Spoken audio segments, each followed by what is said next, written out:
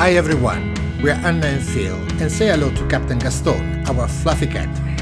We love traveling, and after a life as everyday city dwellers, we decided to change our lifestyle and bought a sailboat to become live aboard and keep on traveling. Follow along as we combine work and adventures aboard our Malö 42 Good Girl.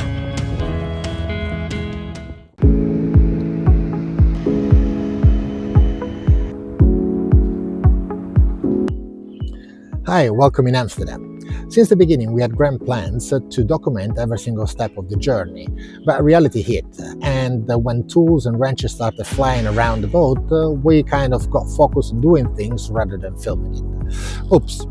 So today's videos is more a collection of images and small reels that I took for my reference and to show other people in order to assess the damage and understand better how to repair it. So if you have any questions about it, please leave a comment down below and I will try to share as many details as possible on how to assess and how we did the reparations of the compression post. Fair warning, some of the images are really rustic. Now on with the story. When we hauled out the boat, we started removing, well, everything. From the floors to cabinets to doors, everything that wasn't bolted just came out. And that's when we found the issue with the compression post. So stick along for the next couple of minutes and I hope you will enjoy the video. So we started by ripping apart the furniture, a very painful process, in order to expose the compression posts from all sides. We were absolutely astounded when we saw that there were two compression posts, not only one. Imagine my face. The rot was quite substantial and we had to open the head as well in order to access the second compression post. So now here's where things becomes interesting. Malö went busted in 2012 and the company that absorbed it, Sweden Yacht Group, went busted in 2025, just a few months after we purchased the boat.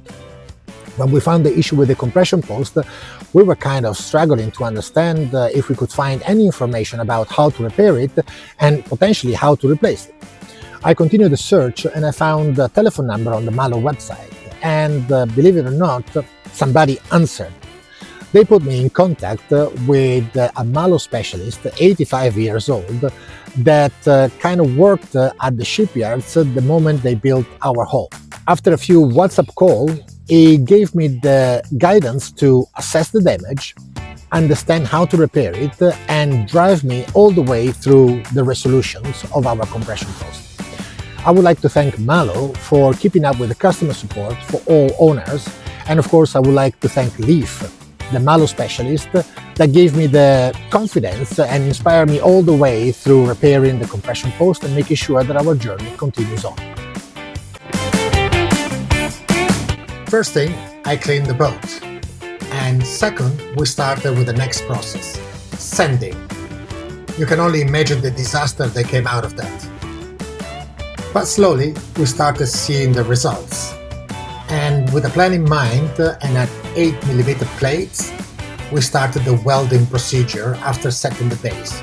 You can only imagine the boat yoga that we had to do in order to weld those plates in place.